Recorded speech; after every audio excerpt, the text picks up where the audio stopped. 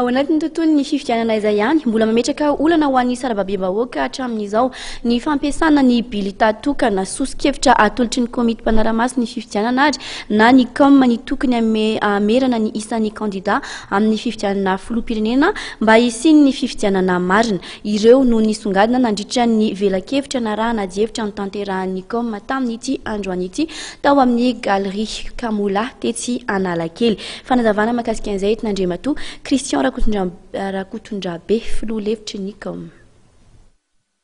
Ny zava-dehibe nambaranay teto dia hoe ny zava-doza miandratsika mianakavy raha sanatika io bulletin unique io tokoa natao ka raha tahinika bulletin unique no apetraka no aroso ary sanatry ka miamaro ny kandida miamaro ny kandida zany dia loza ho atsika satria ho sahirana ny olona ny eo ny safidiny ary rehefa sahirana ny olona ny eo ny safidiny dia nefa rano dia hoe raha maromaro ny kandida dia zay bogosy ihany ny alainy zay tsara bika tsara tare zay nefa rany dia tsy ho marina ny fifidianana tokakaraitsika nefa rany korotana ny firenena mba ialana am'izay dia nametraka zay ny tarikevitra hoe andao zareo hifidy hoe atsangano izy izy ny namana sasany sainam-pirenena tsy zay ny nandraisanay anazy fa milafy ny akapobeny dia hoe andray an'io sainam-pirenena io tsika ny tsika mifiraisakina-pirenentsika na eo raha fahasamihafana ina le fahasamihafana misy ny atao hoe vondron'olona zay mieritreritra hoe fanay fitondrana fa lao zay hitondra foana dia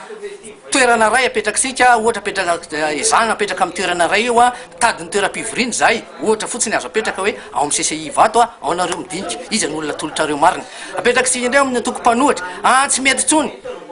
tsony fa feu rouge mijanonareo dia ao zany le olona reo zany midinika ohatra apetrakatsika amin'ny trois frères andrefanambojanahary midinika eo zareo tia ny olona tolotray tsy izy tony ndindika hoe avaiza iza manolotra ny olona iza ahoana fanoloran'ny olona fa hoe zay rehetrarehetra voadinika eo no lanina nefa rany zany dia ohatra hoe ao amin'ny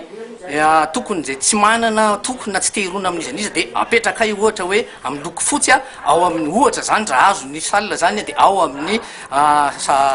centre culturel ao Mahamasina zany amin'ny lapan'ny kolotsaina ao Mahamasina dikan'izay dia hoe reo olona reo samihafy ny fironana fa ny sainam-pirenena zay tokana ihany satria tsisy olona mitondra hoe tia ny sainam-pirenena mena tia ny sainam-pirenena maintso tia ny sainam-pirenena fotsy fa saina tokana ihany matetika rehefa nangatsaina zay dia miaraka mitsangana zany ao anatin'izay maintso fotsy mena